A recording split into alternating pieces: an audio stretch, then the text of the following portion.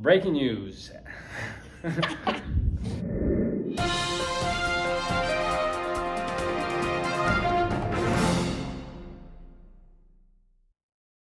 Breaking news. Ava, Lou, and I are here to talk about the COVID pandemic in France, including economic impacts and the French response.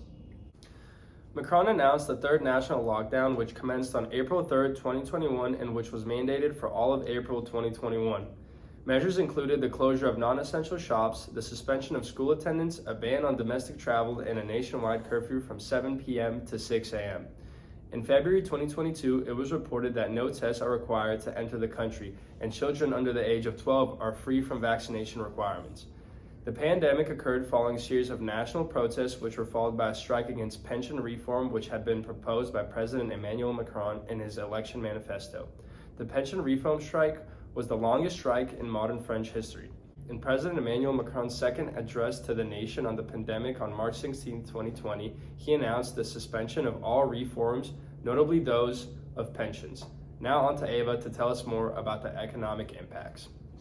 On March 17, 2020, French President Emmanuel Macron announced total lockdown and social distancing measures, which lasted around 2 months and had a direct impact on the French production and consumption. As people could not go to their work, production decreased a lot. A study that IPOS undertook for the French supermarket showed that only 48% of French people shopped every week. That rate was 67% before COVID-19. The frequency of the supermarket shopping changed as 29% of the consumers now go shopping every 10 days, approximately, to go as less as possible and stock as much as possible. 95% of the participants to the study confirmed that they would pay more attention to the prices of the products, and 92% confirmed that they would look at the origin of the products, as 45% of them confirmed that they now buy more French products. Tourism in France, which is a cornerstone of the country's economy, was profoundly affected by the COVID-19 pandemic. The impact was widespread across various aspects of the tourism industry. Stringent travel restrictions, including border closures and quarantine measures, significantly reduced international travel to and within France. Lockdowns and limitations on movement also affected domestic tourism. The number of international tourists visiting France plummeted due to travel bans, flight cancellations, and fear of the virus. This decline had a substantial impact on revenue generated from tourism.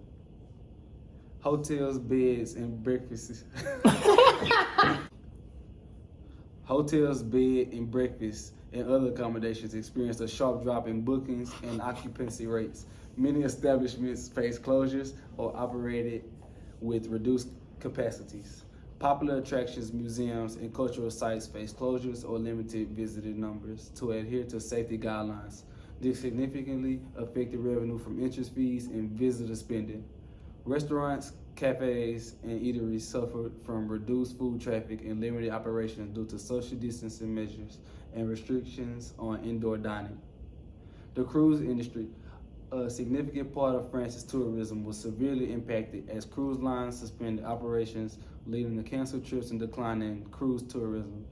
The tourism sector is a major employer in France. The downturn in tourism resulted in job losses and financial hardships for many individuals working in this industry. Now on to Ava to tell us about people's response to COVID in France. French authorities say more than 100,000 people have taken part in protests across the country against the introduction of a new coronavirus pass. A new draft law would ban unvaccinated people from public life. Demonstrators in the capital, Paris, held protests and yelled phrases like "no to vaccine passes." Interior Ministry officials said that 34 people were arrested and some 10 police officers were injured after the protests turned violent in some places. The bill, which passed its first reading in the lower house of France's parliament on Thursday, would remove the option of showing a negative COVID-19 test to gain access to a host of public venues. Instead, people would have to be fully vaccinated to visit a range of places, including restaurants and bars.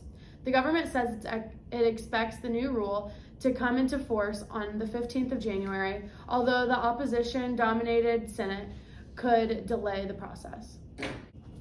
We're done.